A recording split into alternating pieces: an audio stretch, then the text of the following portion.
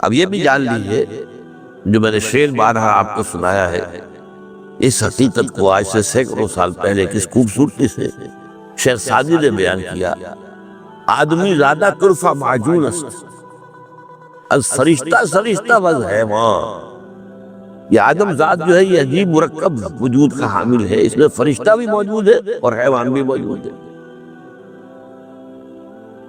روح جو ہے اسے آپ کہہ سکتے ہیں فرشتے کی بہن ہے، ان کا مادہ تخلیق ایک ہی ہے، نور۔ ملائکہ بھی نور سے پیدا کیے گئے اور ارواح انسانیہ بھی۔ اس اعتبار سے آدمی زیادہ کرفہ معجون است، از فرشتہ سرشتہ وز حیوان۔ اور ایک اور شاعر نے کہا ہے بہت خوبصورت انداز میں، روح کے بارے میں کہنے یا اس کو کسی اور طرف میں لے جایا جا سکتا ہے، وہ اس طرف ابھی جانا نہیں چاہتا۔ جان نہاں در جسم او در جان نہاں، اے نہاں اندر نہاں اندر نہاں۔ جان ہمارے جسم میں چھپی ہوئی ہے، کہاں ہے دیکھی کسی نے؟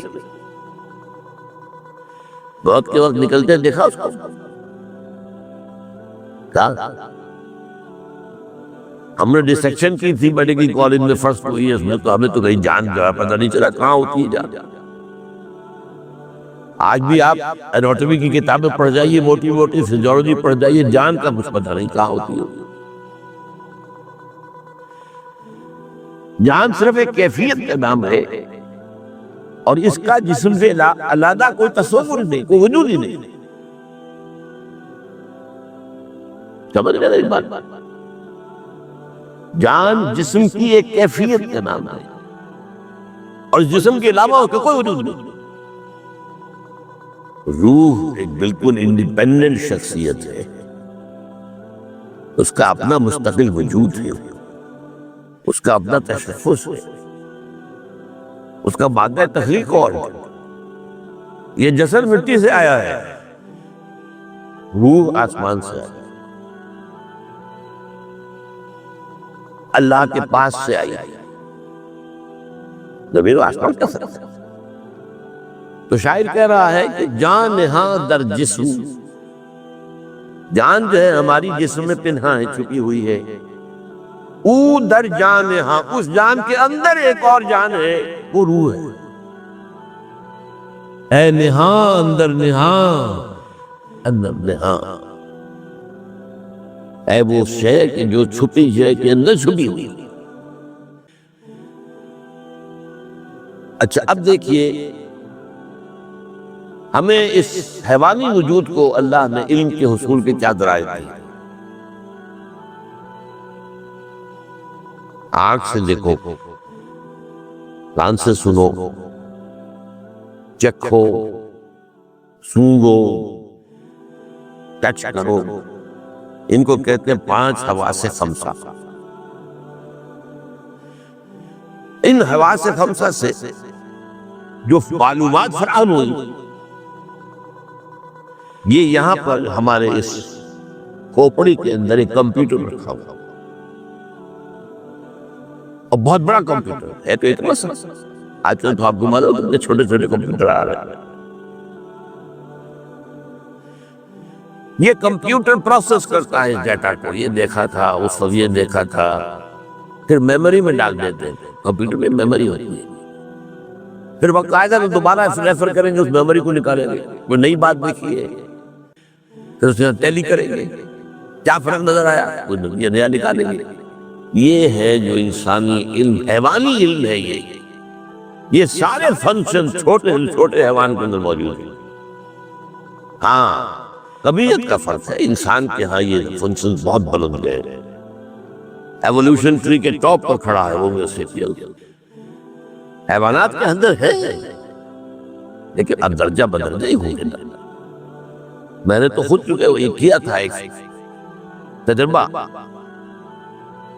ایک روز میں نے دیکھا کہ ایک کیڑا چل رہا ہے، وہ کیڑا جس کے اوپر بہت بال سے ہوتے ہیں، اور وہ یہ ہے کہ اندیشہ ہوتا ہے کہ آپ سے کہیں کھال سے مس کرے گا تو وہ خارش ہو جائے گی، سبھی الرجی ہو۔ وہ جا رہا تھا، میں نے اس کے آگے ایک ٹنکا رکھ دیا، وہ رکا، پھر اس نے پھر ڈائریکشن موڑ لی۔ کیا مطلب؟ احساس بھی ہوا اور ایک فیصلہ بھی کیا کہ آگے جو ہے رکاوٹ ہے، I have to turn my direction۔ میں نے پھر رکھ دی، پھر مڑا، پھر رکھا، پھر مڑ گیا، چوتھی مرتبہ رکھا تو اس کے اوپر سے گزرا، نتیجے پر پہنچ گیا کہ یہ رکاوٹ میرا پیچھا نہیں چھوڑ رہی۔ Now I have to overcome it۔ وہ چھوٹا سا قیدا، یہی تو ہے نا ہمارا سارا علم جو ہے، اسی کو آپ 1,00,000 سے ضرب دے لیے بس، اور اللہ خیر سے۔ ہم نے آنکھ کی مدد کے لیے دوربین ایجاد کر دی، ہم نے آنکھ کی مدد کے لیے خودبین ایجاد کر دی، اصل شے تو آنکھ ہی ہے۔ یہ تو ایڈڈ معاملات ہے، دوربین ہے یا دوربین کو بھی آپ آنکھ ہوگی تو دیکھیں گے نا، دوربین کے اندر آنکھ ہوگی تو دیکھیں گے آپ خودبین کے اندر، مائکروسکوپ کے اندر۔ لیکن اسی طرح جان لیجئے روح کی اپنی آنکھیں، انڈیپینڈنٹ آف دیز آئیز، روح کے اپنے کان ہیں، انڈیپینڈنٹ آف دیز ایئرز، روح کی اپنی عقل ہے، انڈیپینڈنٹ آف دس عقل۔ یہ حیوانی عقل ہے، اس کھوپڑی میں رکھی ہوئی ہے، لیکن روح کی یہ تینوں چیزیں، ان کا تعلق قلب سے۔ قلب مسکن ہے روح کا، روح رہتی وہاں۔ اب قرآن مجید میں سورہ حج کی ایک آیت ہے جو بہت اہم ہے، بہت اہم ہے، بہت اہم ہے۔ افلم یسیروا فی الارض، کیا یہ لوگ زمین میں سیر نہیں کرتے، چلتے پھرتے نہیں ہیں؟ فتکون لہم قلوب یعقلون بہا، پھر ہوتے ان کے دل جن سے وہ تعقل کرتے، دل سے عقل، دل کے اندر عقل ہے۔ قلوب یعقلون بہا او آذان یسمعون بہا، یا کان جن سے وہ سنتے ہیں۔ فإنها لا تعمى الأبصار، اس لیے کہ اندھی یہ آنکھیں نہیں ہوتی، اندھا دل کی آنکھ اندھی ہو جاتی۔ ابو جہل کی یہ آنکھ تو اندھی نہیں تھی، وہ تو جمال و جلال مصطفی کا مشاہدہ نہیں کر سکتا۔ ابو لہب کی تو یہ آنکھ نہیں تھی، وہ آنکھ کوئی اور آنکھ۔ اب اسی کو دیکھیں، مضامین دو کم سے کم قرآن مجید میں 2 جگہ ضرور آتے ہیں، یہ میرا ایک نقطہ ہمیشہ سے۔ یہ سورہ اعراف کی آیت ہے، ہم نے انسانوں اور جنوں میں سے بہت سے ایسے لوگ پیدا کر دیے ہیں جو جہنم ہی کا ایندھن ہے، پیدا ہی کیا اس کو، اور ان کی کیفیت کیا ہے؟ لہم قلوب لا یفقہون بہا، ان کے پاس دل ہے لیکن تفقہ نہیں کرتے، غور نہیں کرتے، سوچتے۔ لہم قلوب لا یفقہون بہا وَلَهُمْ أَعْيُنٌ لَا يُبْصِرُونَ بِهَا، ان کی آنکھیں ہیں پر دیکھتے نہیں۔ وَلَهُمْ آذَانٌ لَا يَسْمَعُونَ بِهَا، ان کے کان ہیں لیکن سنتے نہیں۔ أُولَئِكَ كَالْأَنْعَامِ بَلْ هُمْ أَضَلُّ، وہ تو چوپایوں کے مانند ہیں بلکہ ان سے بھی دیں گے۔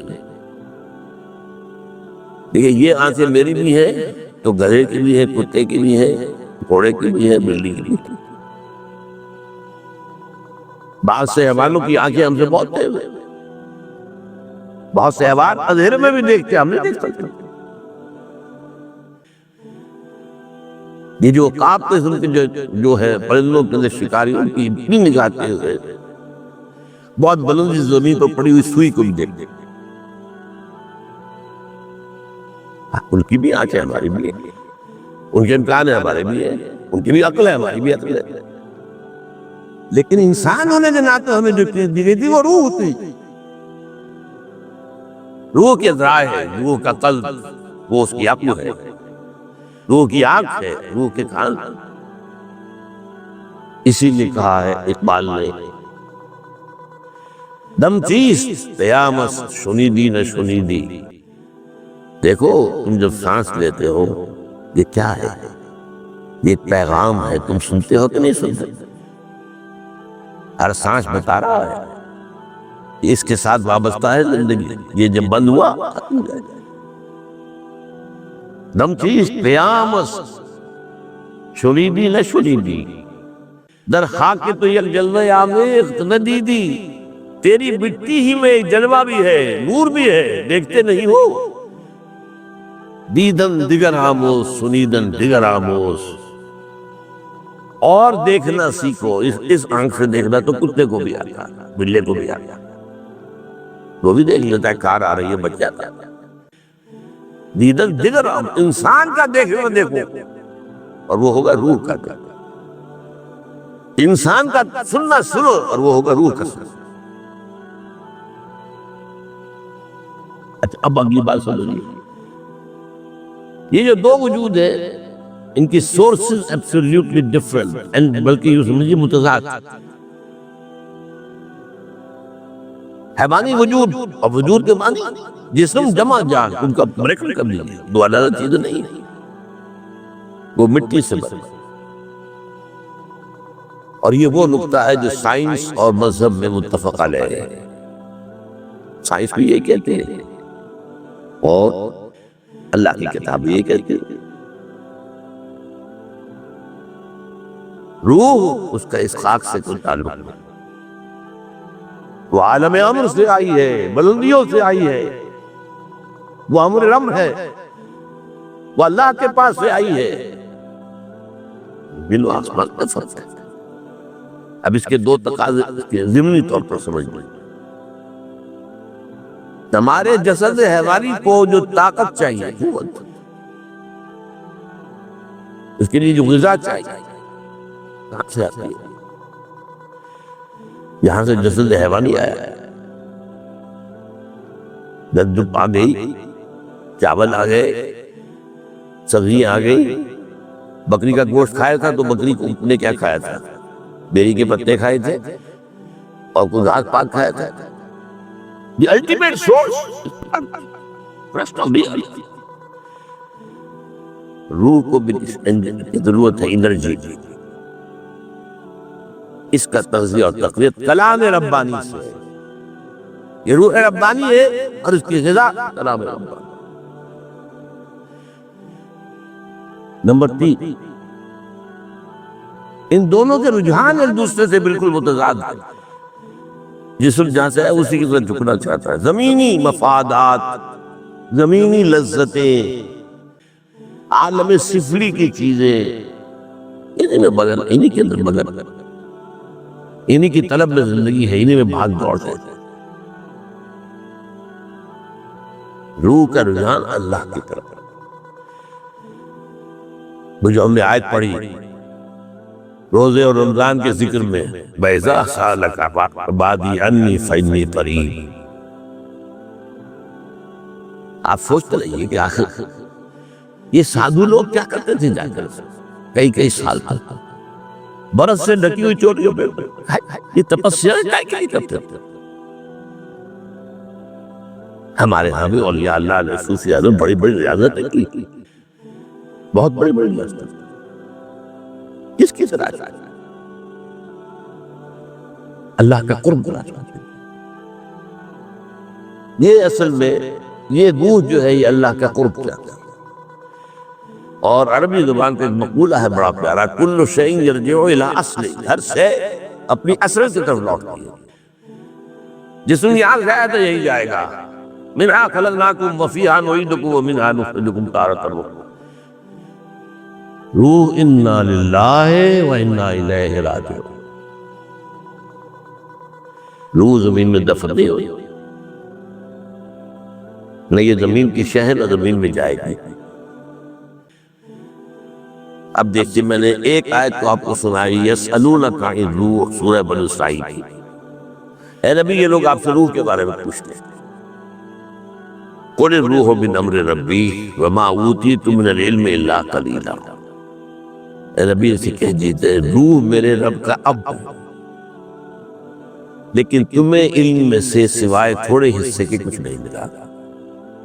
تمہارے لیے خاص طور پر ان بحثوں میں الجھنا صحیح نہیں ہے.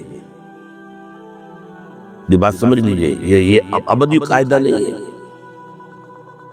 قرآن مجید کا اولین مخاطب جو طبقہ تھا، جو قوم تھی، وہ فلسفی نہیں تھی، وہ پڑھی لکھی نہیں تھی، وہ تو امی، ان پڑھ، کوئی کتاب نہیں تھی ان کے پاس۔ ان کو اس طرح کے جھمیلوں میں قرآن نے ڈالے ہی نہیں، ان گہرائیوں کی طرف۔ اب جیسے کہ ایک آیت ہے سورہ حدید کی، هو الاول والآخر والظاہر والباطن، وہ تو نہیں ہے۔ امام راضی کھڑا ہوا ہے، معلوم ہوتا ہے کہ سخت دہشت زدہ دہشت ہے منصب۔ اعلم ان هذا المقام مقام غامض عمیق مہیب، جان لو یہ مقام ہوشیار کہ رہ برد میں تیز قدم رہا، ہوشیار ہو جاؤ کہ اس وقت تمہارا قدم جو ہے تلوار کی دھار پر ہے۔ یہ آیت وہ ہے، عام ہمارے مفسرین گزر جاتے ہیں اور عوام کیا سمجھیں گے اس کو؟ یہ بات سمجھ لیجئے کہ وہ ہے، لیکن اس کی تفسیر قرآن نے نہیں بتائی۔ البتہ وہ اشارات ہے سوچنے والوں کے لیے ہے۔ سب سے پہلا اشارہ کیا ہے؟ اس روح انسانی کو اللہ نے اپنی ذات سے منسوب کیا، اس سے بڑی بات کیا ہوگی؟ دو آیتیں میں نے آپ کو سنائی ہیں، سورہ حجر 14 پارے اور سورہ صاد 23 پارے۔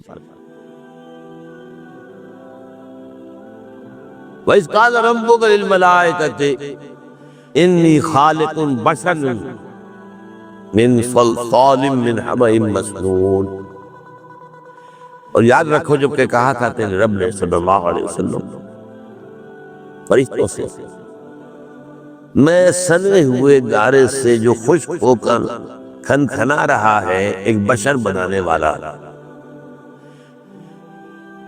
اب عجیب دو نوٹ کیجئے، قرآن نے 6-7 الفاظ استعمال کیے، قرآب مٹی، تین مٹی اور پانی جو ملا دیں گارا بنا وہ بھی تین ہے، تین لازم، وہ تغاری جو آپ نے گارے کی بنائی تھی تھوڑی سی توڑی ڈال دیجئے اس میں ڈھیر اٹھے گا۔ کچے گھر جو ہے لیپے جاتے ہیں پوتے جاتے ہیں اس گارے سے، تو جب لیس اٹھتا ہے تبھی تو پلسٹر کھائی رہتا ہے، ورنہ وہ پلسٹر پھٹ جائے گا، آپ گارا نہیں کر سکتے۔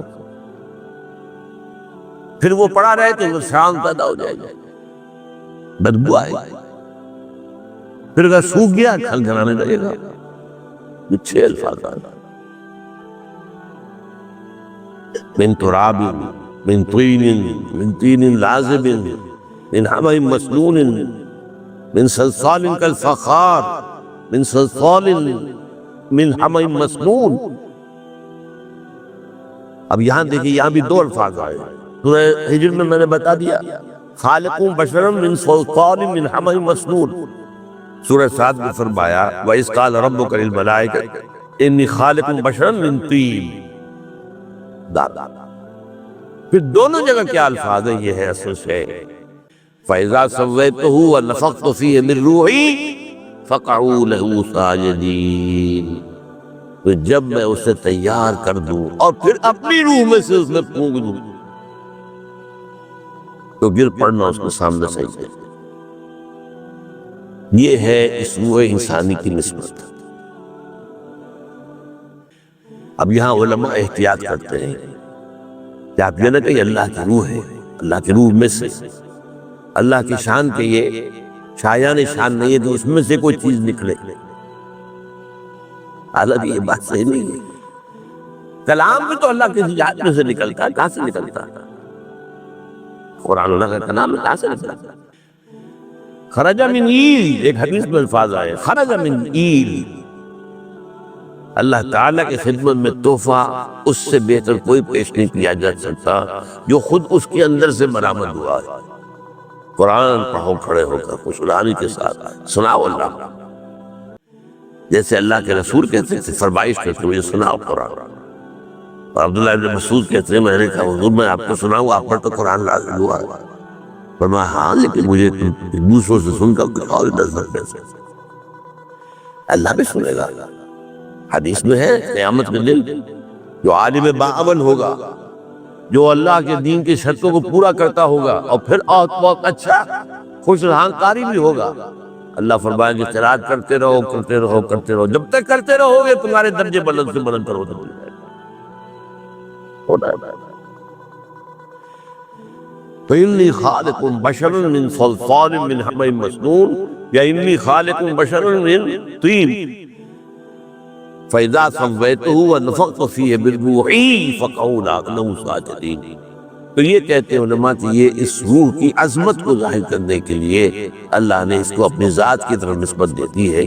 یہ اللہ کی روح میں سے کوئی روح نہ سمجھو، اللہ کی ذات کا تجزیہ نہیں ہو سکتا کہ اس میں سے کوئی چیز ٹھیک، احتیاط کا راستہ جو ہے وہی بہتر ہوتا ہے۔ اب دیکھیے کہ یہ جو بدقسمتی سے ہمارا جو موجود جدید جو دینی فکر ہے، جو اپنی جگہ پر بعض اعتبارات سے بہت قیمتی ہے، مطلب یہ کہ جدید دینی فکر نے یہ واضح کیا کہ اسلام صرف مذہب نہیں ہے، دین ہے۔ ٹھیک بہت بڑی بات، بہت اچھی بات۔ اسلام دین اس وقت ہوتا ہے جبکہ وہ غالب ہو، مغلوب ہو جائے تو مذہب رہ جاتا ہے۔ ٹھیک صحیح۔ اور بندہ مومن کا فرض ہے کہ باطل کے نظام کو توڑ پھوڑ کر اللہ کا نظام قائم کرے، جدوجہد کرے۔ جدوجہد کرنا فرض ہے، وہ کر دینا یہ آپ کے اختیار میں، اللہ چاہے گا ہوگا۔ جدوجہد نہیں کرتے کہاں بھاگے؟ اس جدوجہد کے لیے التزام جماعت لازم ہے، جماعت کے بغیر کام ہو نہیں سکتا۔ اب یہ دینی فکر ہے، اب بہت موجودہ دور میں کچھ لوگوں نے اس کو اجاگر کیا ہے، واضح کیا ہے، اور وہ ایک بڑا احسان ہے اس امت کے اوپر۔ ان میں سے بعض شخصیات کا میں خود مرہون منت ہوں، انہوں نے بہت استفادہ کیا،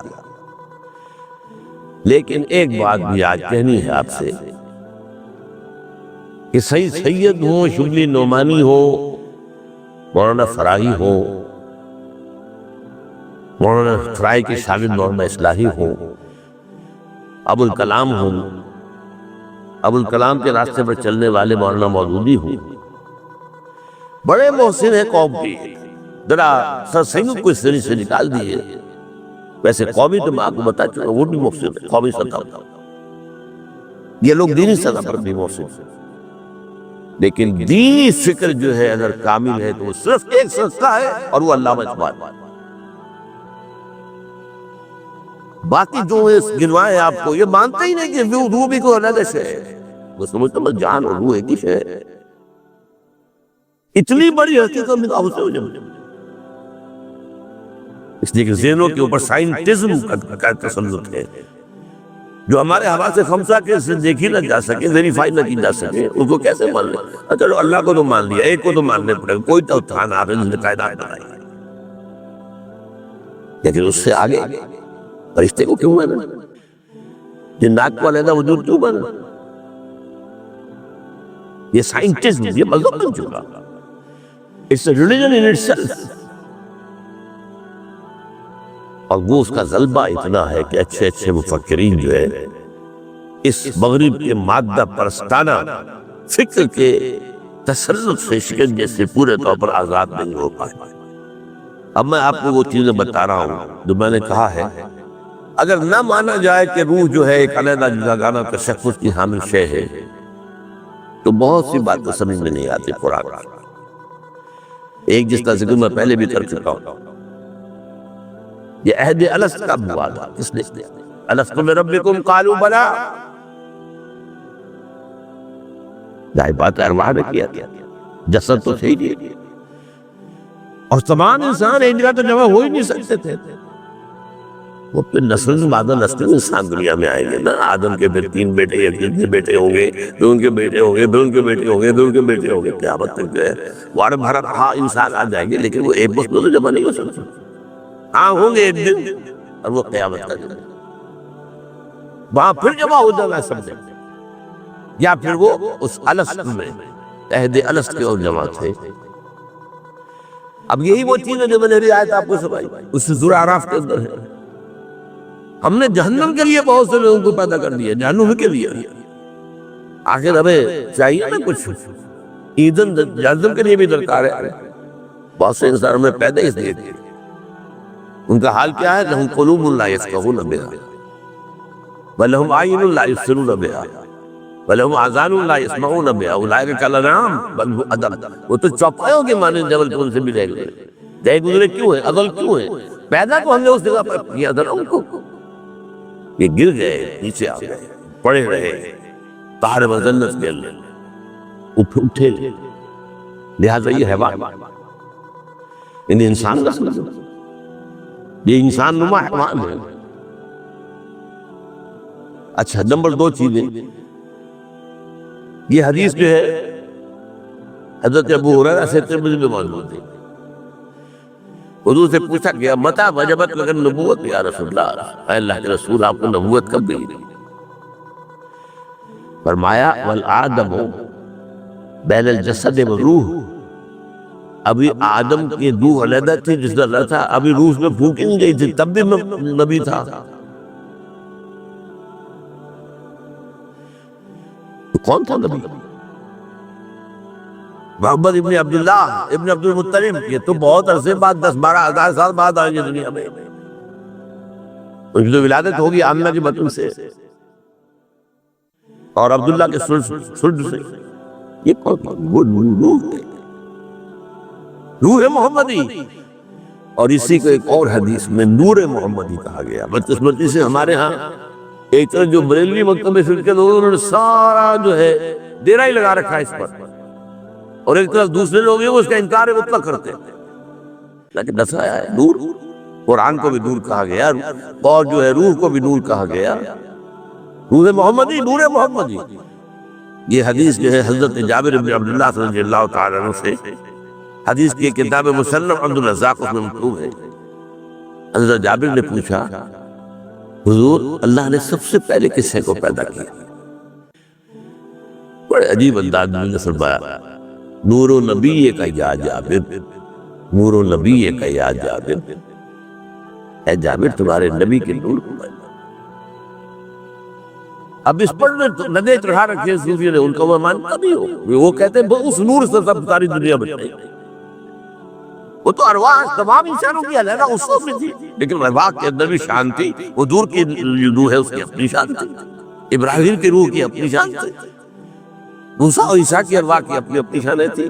لیکن سب سے اونچی شان اور سب سے پہلے مخلوق اس عالم امر میں حضرت حضور صلی اللہ علیہ وسلم کی روح مبارک ہو. تو اس میں کون سا حرج کی بات؟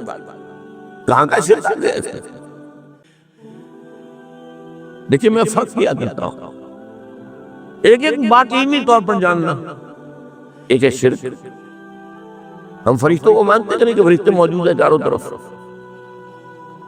صحیح حدیث ہے مجتمع قوم فی بیت من بیوت اللہ یتلون کتاب اللہ ویتدارسونہ بینہم الا. نہیں جمع ہوتے کچھ لوگ اللہ کے گھروں میں سے کسی گھر میں قرآن کو پڑھنے اور مذاکرہ کرنے الا غشیتہم الرحمہ ونزلت علیہم السکینہ وحفتہم الملائکہ. لیکن ان کے اوپر اللہ تعالیٰ سکینت نازل کرتا، خشیت ان کو ڈھانپ لیتے ہیں، اور فرشتے ان کے لیے گھیرا باندھ دیتے ہیں. وَذَكَرَ اللَّهُ فِي مَنْ عِندَهُ. اللہ ذکر کرتا ہے ان کا. دیکھو فرشتوں، تم نے کہا تھا یہ فساد مچائے گا، دیکھو میرے بندے میرے گھر میں بیٹھے میری کتاب پڑھ رہے. فَذَكَرَهُمُ اللَّهُ فِي مَنْ عِندَهُ. ملائکہ مقربین میں جا کے ذکر ہوگا. فرشتے ہیں. اچھا فرشتے تو میرے ساتھ 2 موجود ہیں. اس کو ماننے سے شرک نہیں آیا. میں فرشتے سے کہوں یہ میرا کام کر دو، یہ شرک ہو جائے. دعا اللہ کے سوا کسی سے. اسی طرح اسحاق علیہ اللہ دہلوی کا کہنا یہ ہے کہ اولیاء اللہ کے بہت نیک بندے جو ہیں ان کی ارواح کو اللہ تعالیٰ ان کے انتقال کے بعد ملائکہ اسفل کے طبقے میں شامل کر دیتے ہیں. یہ میں بتایا تو بہن بھائی ہے، یہ فرشتے اور روحیں جو ہے بہن بھائی ہے. ایک ہی بات ہے تخلیق دونوں کا، نور. اولیاء اللہ کا انتقال جب ہو جاتا ہے تو اللہ ان کی ارواح کو ملائکہ اسفل، سب سے نچلے درجے کے ملائکہ، اونچے نہیں ہیں، یہ نیچے طبقات ہیں، سب سے نیچے والے ملائکہ وہ جو زمین کا کاروبار کنٹرول کر رہے ہیں، ملائکہ اسفل، ان میں شامل ہو جاتے ہیں، گویا کہ اللہ تعالیٰ کے سول سروس میں ریکروٹ ہو گئے۔ اس بات کو کوئی مانے نہ مانے اس کو اختیار ہے، لیکن اس کو شرک کہنا یہ ظلم ہے۔ ہاں ان کو پکارو گے وہ شرک ہو جائے گا، یا شیخ عبد القادر شیخ اللہ، یہ شرک ہے، اس میں کوئی شک نہیں۔ لا تدعوا مع اللہ احدا، ہرگز مت پکارو اللہ کے ساتھ کسی اور کو، پکارنا اس سے، تم دعا کرو اللہ سے۔ یہاں تک آتا ہے کہ حضور نے فرمایا کہ جوتی باندھنے کا تسمہ بھی اگر تمہیں چاہیے تو اللہ سے مانگے، اللہ مجھے دے۔ اب مجھے اس سے کیا غرض ہے؟ اللہ کسی فرشتے کو بھیج دے انسانی شکل میں، لو بند تسمہ، کسی روح کو دے دے بھیج دے، وہ دے، لو بھی لے رہے، مجھے غرض نہیں، مجھے پکارنا اللہ، دعا ندا۔ میں ابھی ذکر کر چکا ہوں اس میں کہ قیامت کے دن جو ہے تمام انسان پھر کھڑے ہوں گے اللہ کے سامنے، یوم یقوم الروح والملائکۃ صفا لا یتکلمون الا من اذن له الرحمن وقال صوابا۔ یہ سب آ گئے دوبارہ۔ دنیا میں تو یہ آئے تھے سیکوینس کے ساتھ، کوئی آج سے 10,000 سال پہلے آیا تھا، کوئی 9,000 سال پہلے، کوئی 8,000 سال پہلے، وہ چلیے قریب، اور ہمیں کوئی بہت سے وہ آنے ہیں، وہ ایک دم جمع ہو جائیں گے۔ سورہ کہف میں فرمایا، یہ نقشہ دیکھیے، نقشہ دیکھ لیجیے، اللہ کے عامل صفحہ صفحے بنی ہوں گی، فرشتوں کی صفحے اور ارواح انسانی کی صفحے۔ ارواح کے بارے میں تو حدیث بولتی ہے الارواح جنود مجندہ، لشکروں کے معنی نہیں۔ اللہ فرمائے گا لقد جئتمونا کما خلقناکم اول مرہ، آ گئے ہو نا ہمارے پاس جیسے کہ ہم نے تمہیں پہلی مرتبہ پیدا کیا تھا۔ پہلی تخلیق تھی عالم اب میں، عالم ارواح میں، اب وہ بیک وقت سب کی تھی، بابا آدم سے لے کر آخری آدمی تک جو دنیا میں آئے گا سب سے اللہ۔ دوسری تخلیق ہوئی مرحلہ وار، ہر شخص کی ماں کے پیٹ میں، جب وہ 120 دن کا جنین بن گیا، امبریو آف 120 days، ثم یرسل الملک فینفخ فیہ الروح، پھر فرشتہ بھیجا جاتا ہے جو اس میں روح ڈھونڈ۔ اب یہ تخلیق ثانی ہو گئی، آ گئے نا ہمارے پاس کما خلقناکم اول مرہ۔ کہ جہنم میں جہنمی فریاد کرے گا ربنا امتنا اثنتین واحییتنا اثنتین فاعترفنا بذنوبنا فہل الی خروج من سبیل۔ اے اللہ تو نے ہمیں 2 مرتبہ مارا، 2 مرتبہ زندہ کیا، اب ہم اپنے کوتاہیوں کا اعتراف کر رہے ہیں، یہاں سے نکلنے کا کوئی راستہ ہے کہ نہیں؟ 4-5 ادوار ہم پر آ چکے، ایک دور اور ہو جائے، ہمیں یہاں سے نکل کر مہلت دے دیں۔ اب یہ کون سے 2 اماتیں، کون سے 2 احیاء؟ پہلی تخلیق اول ہے، اماتہ نہیں ہے، وہ تو ابداع ہے، ارواح کو کریشن ایکس نہیلو، وداؤٹ کسی شے کے پیدا کیا گیا۔ اس کے بعد انہیں سلا دیا گیا عہد لینے کے بعد، وہ پہلی زندگی، پہلی موت ہو گئی۔ اب وہ پڑے ہیں کولڈ سٹوریج کے اندر۔ جب میرا جنین تیار ہوا تھا رحم مادر میں، میری روح لا کر ڈالتا، یہ احیاء اول ہو گیا۔ اب میں مروں گا، وہی ماتہ ثانی ہو جائے گا، پھر اٹھایا جائے گا، وہ احیاء ثانی ہو جائے گا۔ اس کے بعد کیا ہوگا؟ شروع میں کیا تھا انا للہ، پھر کیا ہوگا انا الیہ راجعون۔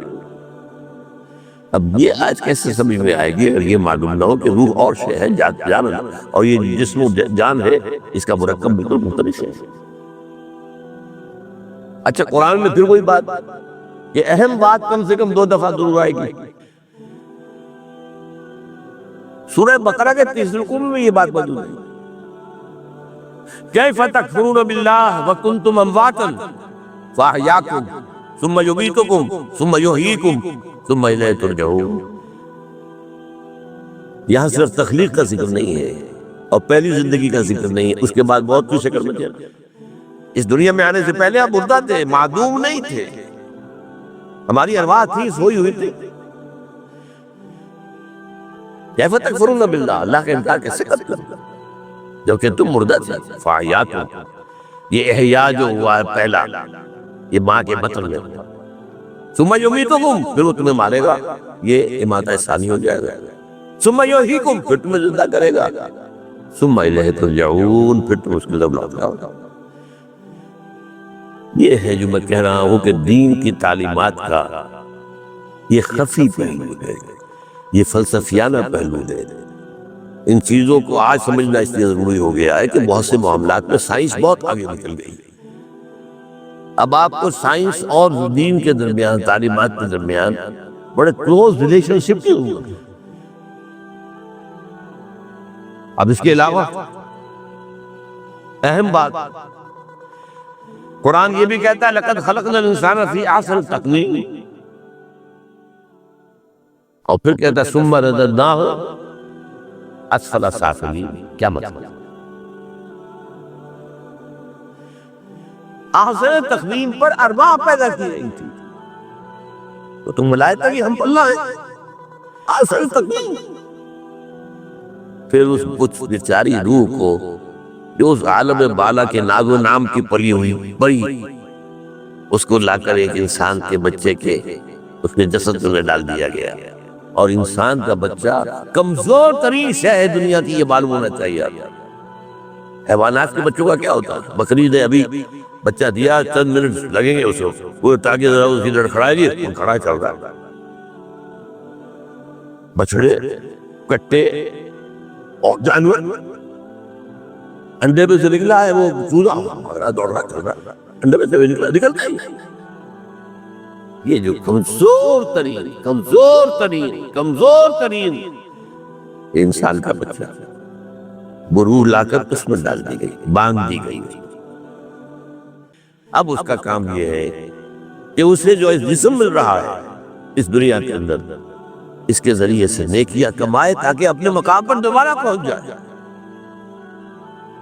کسی نے تمہیں پہاڑ پر سے گرا دیا ہے، اب تمہیں چڑھنا پڑے گا، چڑھائی میں محنت لگے گی، تمہارا مقام تو بہت بلند ہے، فرشتوں سے بلند، لیکن وہاں سے اب گرا کہاں دیے گئے؟ ظاہر بات ہے فرشتوں سے نیچے جنات تھے، جنات سے نیچے یہ سارے حیوانات ہیں زمین کے، اور ان میں ایک انسان بھی ہے۔ اور میں بتا چکا ہوں آپ کو کہ تمام حیوانات میں ضعیف ترین بچہ وہ انسان کا ہوتا ہے۔ کتنا وقت لگتا ہے اسے، اس طرح اس کو چلانے کے لیے، چلانا سیکھنے سکھانے کے لیے جو پاپڑ بیلنے پڑتے ہیں، اس کو بولنا سکھانا پڑتا ہے، وہ کس کو ضعیف۔ یہ اب دونوں باتیں ٹھیک ہو گئی۔ اسی طرح قرآن یہ بھی کہتا ہے ظلوم ہے انسان، جہول ہے انسان، خلق حلوہ، بہت جلدی پسند ہے، اجرت پسند ہے، اور بہت ٹھنڈا ہے۔ یہ ساری کس کے لیے کہی جا رہی ہے؟ جو اشرف المخلوقات ہے۔ کیوں؟ یا یہ غلط ہے یا وہ غلط ہے، دونوں صحیح۔ اپنی خلقت کے اعتبار سے ظلوم بھی ہے، جہول بھی ہے، عجول بھی ہے، حلوہ بھی ہے، اپنی فطرت کے اعتبار سے، روح کے اعتبار سے بلند ترین ہے۔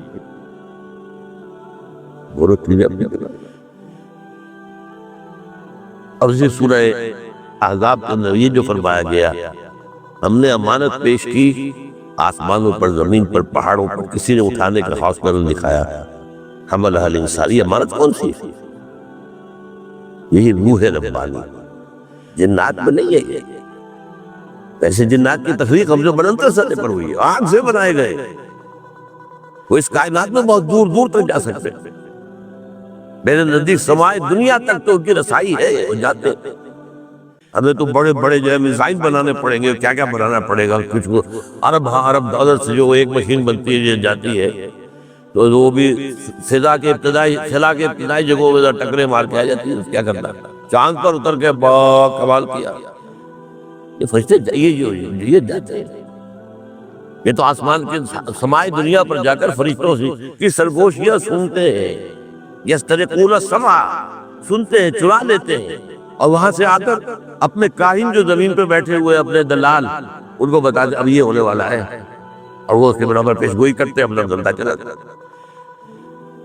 جیسے کوئی آپ کا سول سیکرٹری اسلام آباد میں آپ کا دوست ہے، وہاں سے آپ کے تبادلے کا حکم ہے، ٹائپ ہو گیا ہے، کچھ بتا دیا وہ ہو گیا، ابھی وہ آئے گا آپ تک پہنچنے میں، وہ ٹائپ ہوگا، پھر دستخط ہوں گے، پھر ڈسپیچ ہوگا، پھر وہ آئے گا، پھر آپ تک پہنچے گا، لیکن وہ آپ نے بتا دیا۔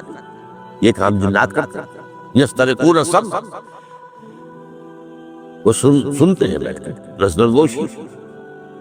تو یہ لیکن یہ ظاہر بات ہے کہ اس لیے تو اس کو عزازیل نامی جن کو جو دھوکہ ملا، انا خیر منہ، میں اس آدم سے بہتر ہوں، خلقتنی من نار و خلقتہ من طین، اسے اس روح کا علم نہیں تھا، وہ انسان کو صرف دائرے سے سمجھ رہا ہے، اور دائرہ یقیناً کمتر ہے آگ سے، یہ بات عورت نہیں اس کی۔ تو انسان کی یہ جو ہے حیوانی جو اس کا وجود ہے وہ تو دائرے سے بنا ہے، اور وہ آگ سے بنا ہے، لہذا وہ اصل ہے اس تخلیق خلقت کے اعتبار سے، لیکن فطرت میں جو روح ربانی پھونکی گئی ہے انسان میں، اس کا جو بلند مقام ہے، جس کی وجہ سے اللہ اسے اپنی ذات کے طرف منسوب کرتے ہیں۔ اب آخری بات یہ، اس روح کا ذات باری تعالیٰ کے ساتھ تعلق کیا ہے؟ روح کا اللہ کی ذات کے ساتھ تعلق، بس ایک بات پر نوٹ کر لیجئے، ذات و صفات باری تعالیٰ کے بارے میں کوئی بھی مثال صحیح مکمل نہیں ہو سکتی۔ ہمارا ذہن، ہماری منطق، ہمارے الفاظ، ہماری زبان بنی ہے ہمارے مشاہدات سے، جو ما بعد طبیعیاتی حقائق ہے، میٹافزیکل ٹروتس، وہ ہماری زبان کے اندر ادا نہیں۔ اس لیے قرآن میں مثالیں اللہ اسی لیے یضرب اللہ الامثال للناس، ایک بات جیسے کہ ہے سمجھ میں نہیں آتی، مثال سے ذرا سا قریبی تاثر لے لیا جاتا ہے۔ تو بعض صوفیہ نے بہت عمدگی کے ساتھ اس کو بیان کیا ہے، اس روح کا اور ذات باری تعالیٰ کا تعلق وہی ہے جو سورج اور اس کی کرن کا ہے۔ سورج سے کرن نکلی ہے، کتنے کروڑ میل آ گئی ہے زمین تک، لیکن کیا اس کا رشتہ سورج سے منقطع ہوا ہے؟ ایک اور بات مجھے یاد پڑتا ہے کہ ایک بڑے فزسٹ جو فزکس کے بڑے بڑے ماہر نے بتائی تھی کہ یہ جو رے آف سن ہے یہ ہائپر بولا کے انداز میں چلتی ہے، اسٹریٹ لائن میں نہیں آتی کہ یوں ہو کے، اگر تو درمیان میں کوئی شے آ گئی جس نے اسے جذب کر لیا تو ختم ہو گئی، کنزیوم ہو گئی۔